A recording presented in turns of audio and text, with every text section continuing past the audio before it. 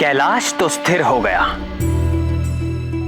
किंतु रावण के रोने चिल्लाने के स्वर के वेग से अन्य पर्वत हिलने लगे।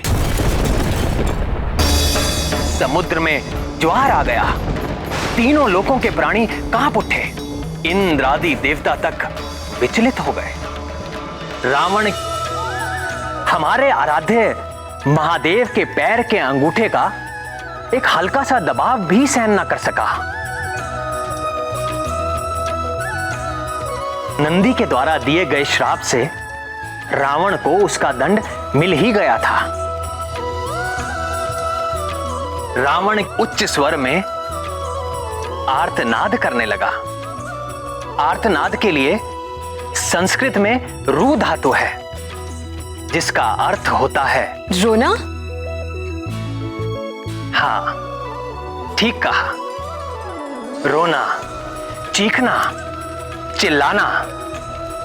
बहुत समय तक रोते रहने के कारण दशानन का नाम रावण पड़ गया। रोया, किंतु अपने अपराध को स्वीकार नहीं किया। अपराध स्वीकार किया और उसका प्रायश्चित भी किया।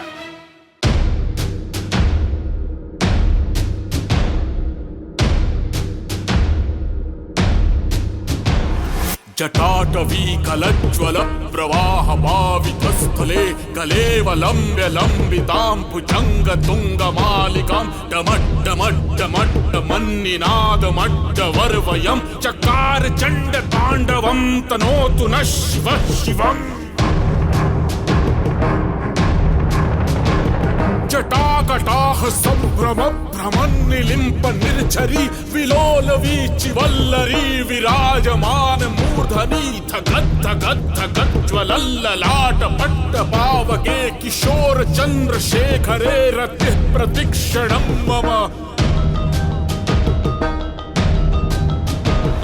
धराधरेन्द्र नंदिनी विलास बंधु बंधुरः स्फुरद्दिगंत संतति प्रमोदमान मानसे कृपा कटाक्ष धोरणी निरुक्त दुर्धरापदी क्वचित् दिगंबरे मनो विनोदमेतु वस्तुनि।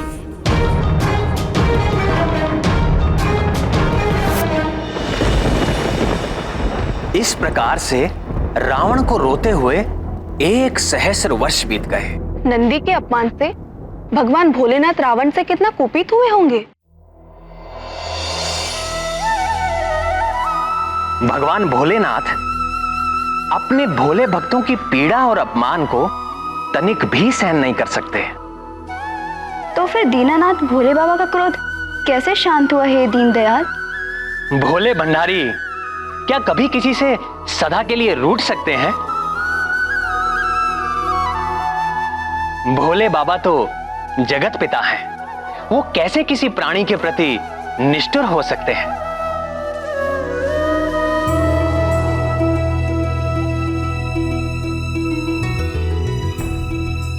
तो जब रावण ने भगवान शशि शेखर की सतत स्तुति की, तो भगवान महादेव के अंतर्मन की सहज करुणा प्रकट हो गई।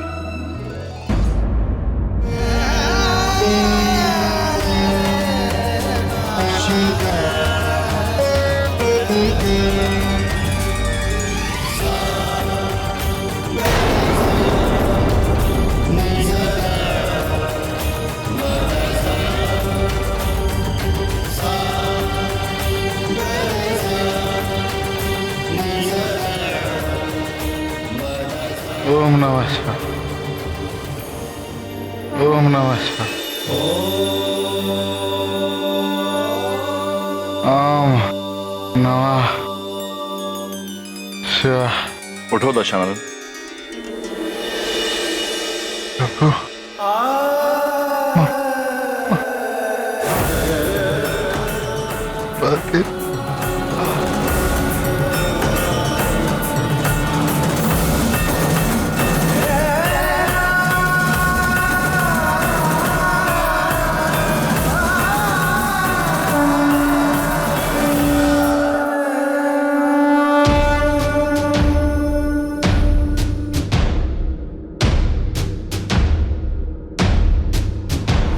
जटाटवीकलज्ज्वल प्रवाह पावितस्थले कलेवलम्ब्य लम्बितां भुजङ्गतुङ्गमालिकां डमड्डमड्डमड्डमन्निनादमड्डवर्वयं चकार चण्डताण्डवं तनोतु नः शिवः शिवम्।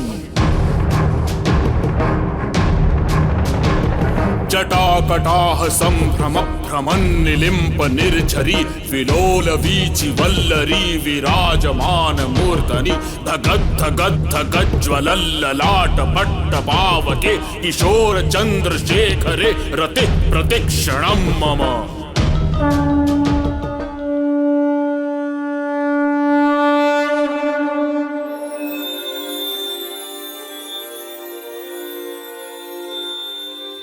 मैं तुम्हारी स्तुति से अति प्रसन्न हूं दशानन।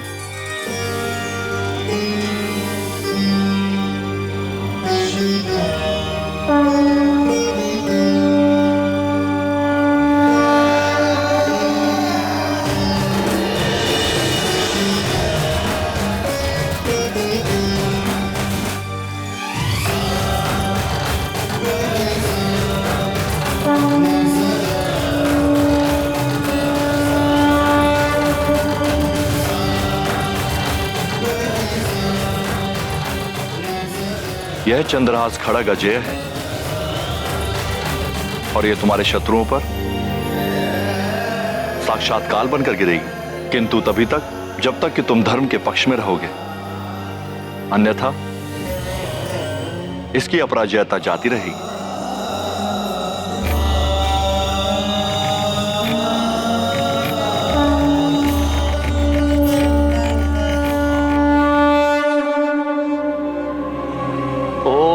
नमः शिवाय।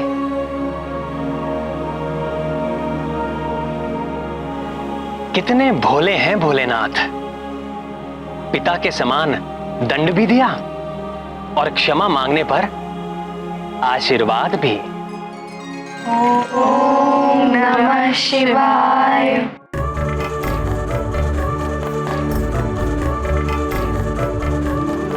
पर्वत संबंधित एक जगत प्रसिद्ध कथा हमारे संकट मोचन महाबली हनुमान की भी है, किंतु कितना अंतर है दोनों में। रावण का उद्देश्य केवल अपने अहंकार की स्थापना करना और हनुमान का उद्देश्य लोक कल्याण की भावना।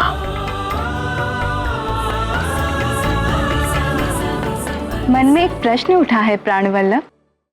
अवश्य पूछें कमल नयन। पुत्री यदि रावण के समान असभ्य हो तो उसे दंड से वश में किया जा सकता है, जैसे कि महादेव ने किया, किंतु पुत्री यदि हनुमान लला के समान अबोध और नटखट हो तो क्या करना चाहिए ना? हनुमान तो केवल राम नाम के वश में है और किसी उपाय से उन्हें वश में करना असंभव है। और बाल रूप का तो कहना ही क्या।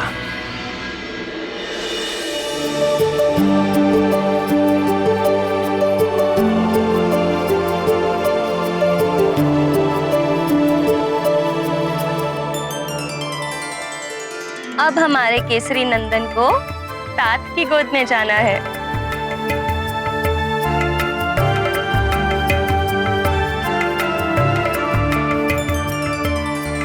मैं गोद में ले तो लूं, लेकिन ये मेरे पास टिकेगा? बहुत चंचल है हमारा केसरी नंदन। दीजिए, इसे मुझे दीजिए, मैं इसे अभी सुला देती हूँ।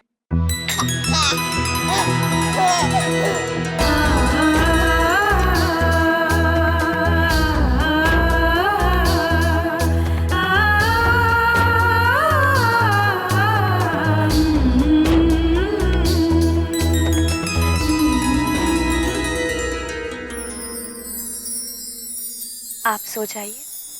और तुम?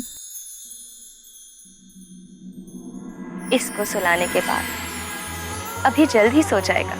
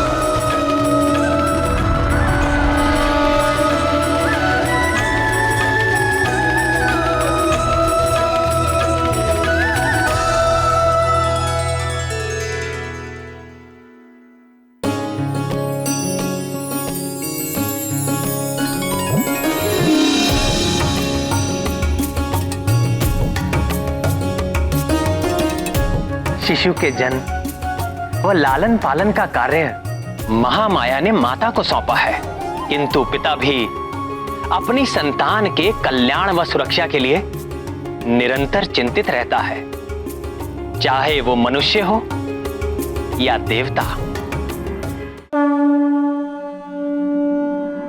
मेरा पुत्र, पवन पुत्र, हे केसरी नंदन, वानर राज केसरी और भगवान शंकर के साथ साथ तुम मुझे भी अपना पिता ही समझो पुत्र, क्योंकि तुम्हारे जन्म की प्रक्रिया में मेरी भी भूमिका है। भगवान शंभु की कृपा से नमामि शंभु, नमामि रुद्रम, नमामि पुरुषम पुराणम, नमामि सर्वम शिरसा नमामि।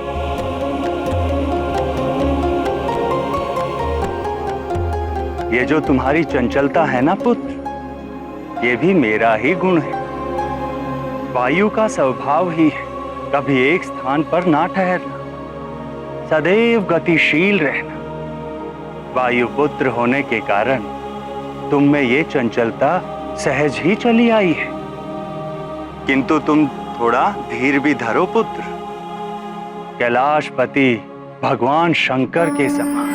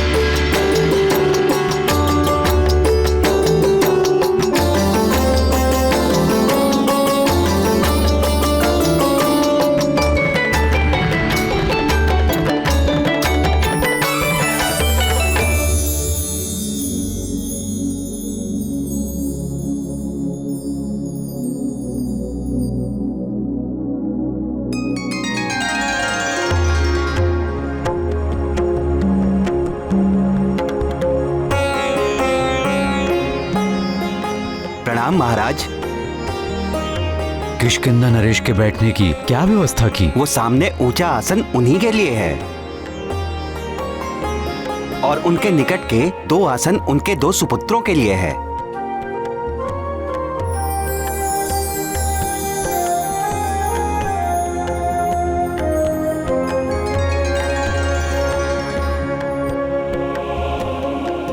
प्रणाम।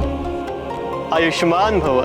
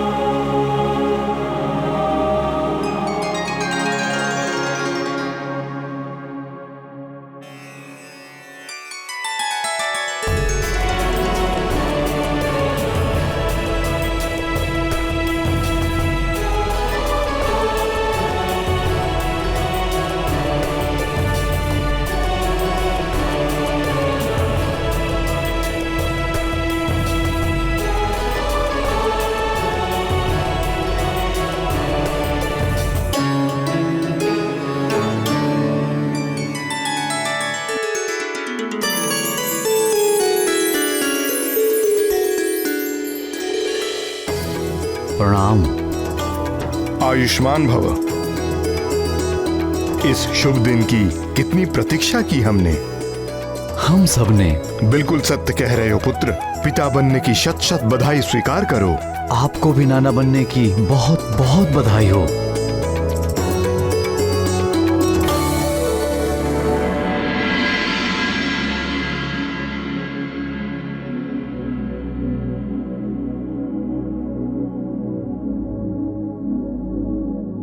आप अपने नाती को देखने के लिए व्यग्र हैं ना? आइए आपको उसके पास ले चलें।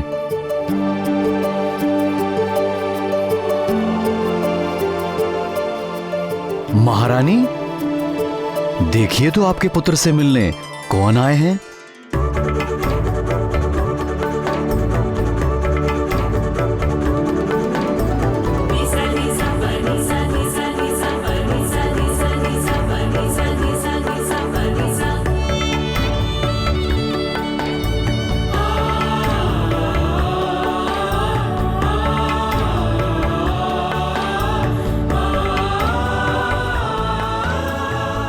आयुष्मान भव।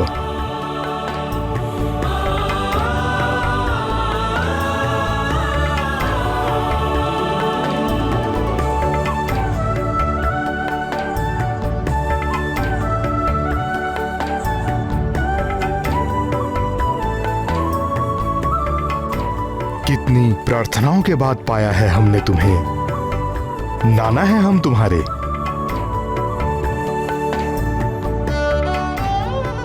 और ये तुम्हारी नानी।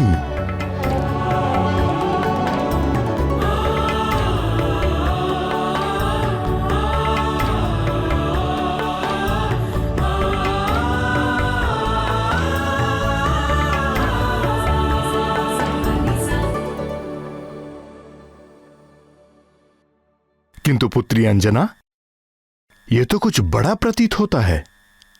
आपके नाती पर भोलेनाथ की विशेष कृपा है।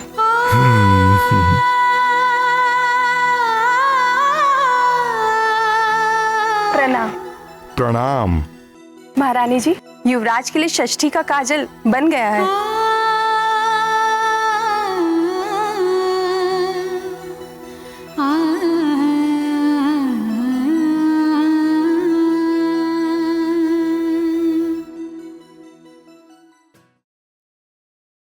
परंतु ये रीति तो बालक की बुआ द्वारा निभाने की परंपरा है ना?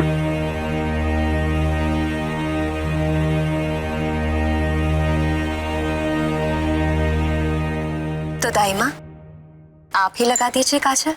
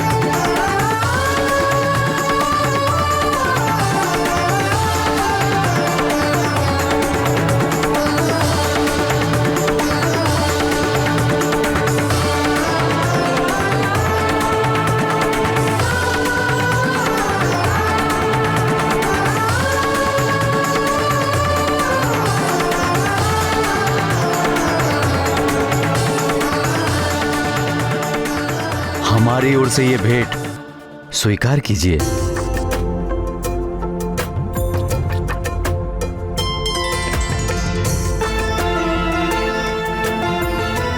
और मेरी तरफ से भी ये भेंट स्वीकार कीजिए।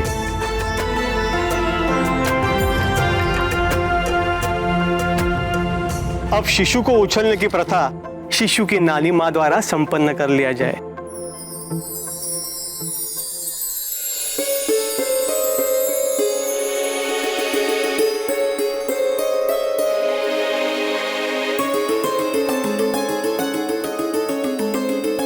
इस प्रथा में शिशु को घर की किसी वरिष्ठ महिला द्वारा 6 बार उछाला जाता है। छठी में जगत जननी गौरी के स्मरण व पूजन के साथ देव सेनापति कार्तिकेय की अन्य माताओं अर्थात कृतिकाओं का भी स्मरण किया जाता है। किंतु अंजना और केसरी अचानक चिंतित क्यों हो गए प्राणवल्लभ? किसी साधारण शिशु को तो उछालना था नहीं। हनुमान लला ठहरे अमित बलशाली, ना जाने क्या कर बैठे।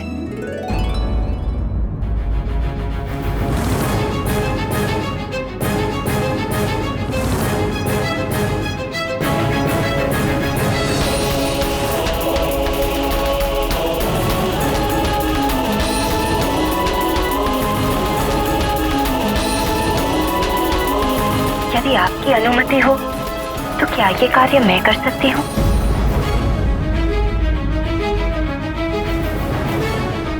माँ, कुछ बात है।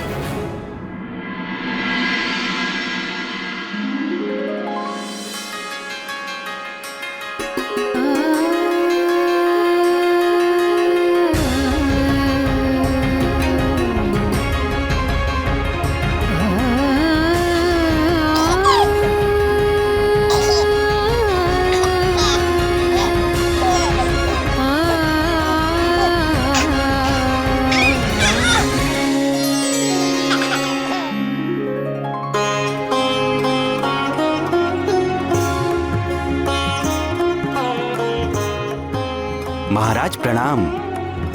किष्किंधा के यशस्वी नरेश, वानराधीश, सूर्यश्रेष्ठ, ऋछराज पधारे हैं।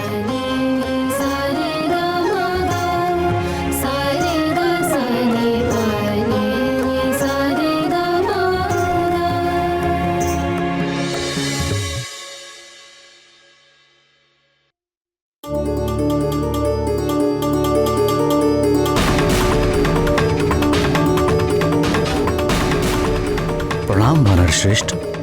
प्रणाम प्रणाम। तेजस्वी भव।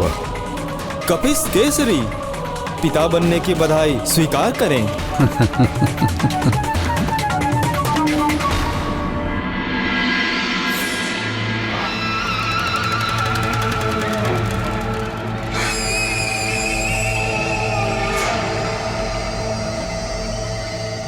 किंतु स्मरण रहे, पुत्रों को संभालना बड़ा ही दुष्कर कार्य है, विशेषकर वानर पुत्रों को, जो स्वभाव से ही बहुत क्रीड़ा प्रिय और उदंड होते हैं।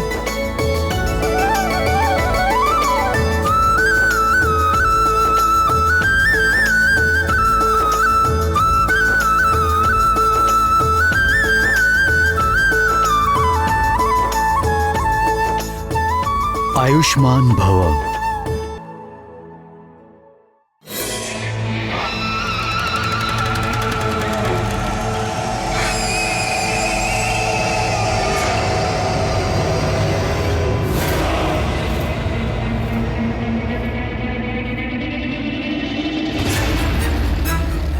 बड़ी विशेष प्रतीक्षा थी आप दोनों की। बड़ी कीर्ति सुनी है आप दोनों के बल और शौर्य की।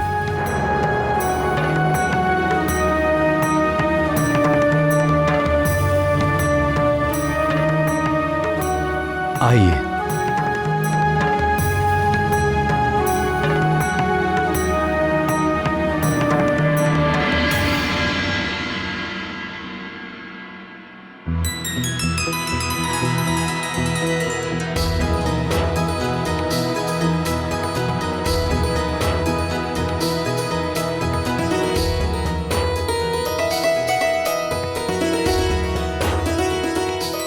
ये छोटी सी तुच्छ भेंट स्वीकार कीजिए।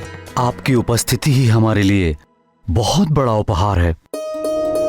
आसन ग्रहण कीजिए।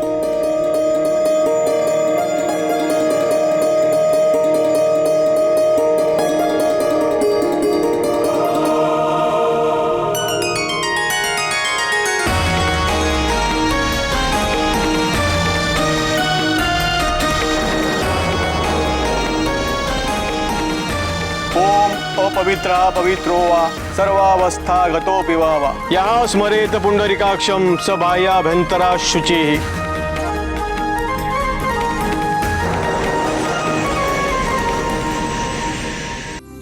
माँ, अब तात करेंगे हवन और लल्ला करेगा मंत्र श्रवण। हवन क्या होता है, मंत्र क्या होता है, आज सब पता चल जाएगा।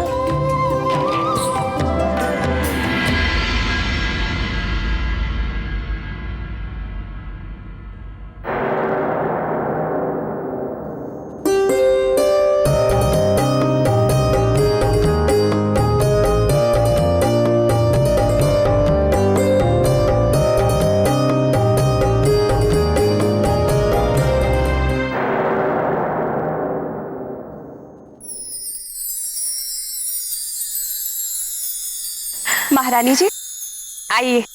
अब क्या है? कुछ रीतियां शेष है महारानी।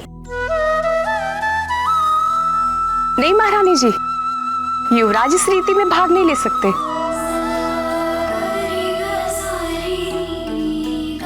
माता जी आप भी चलिए। बस थोड़ी सी प्रतीक्षा और तब तक लल्ला बैठेंगे इसी ठौर।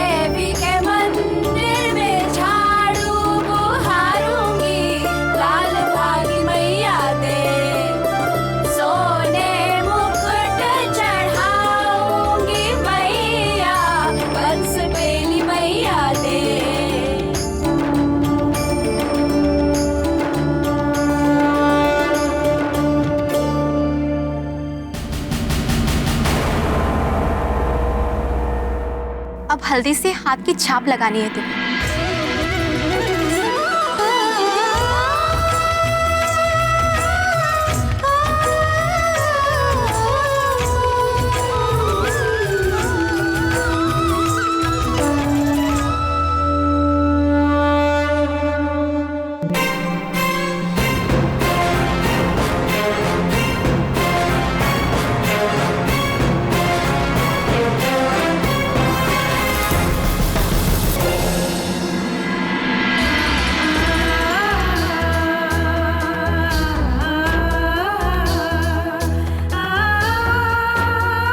केसरी नंदन कहीं दिख नहीं रहा।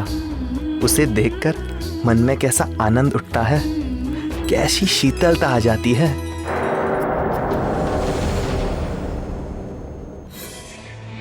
वो भी आ जाएगा। वो मरकट, उसे देखकर हृदय जलता है।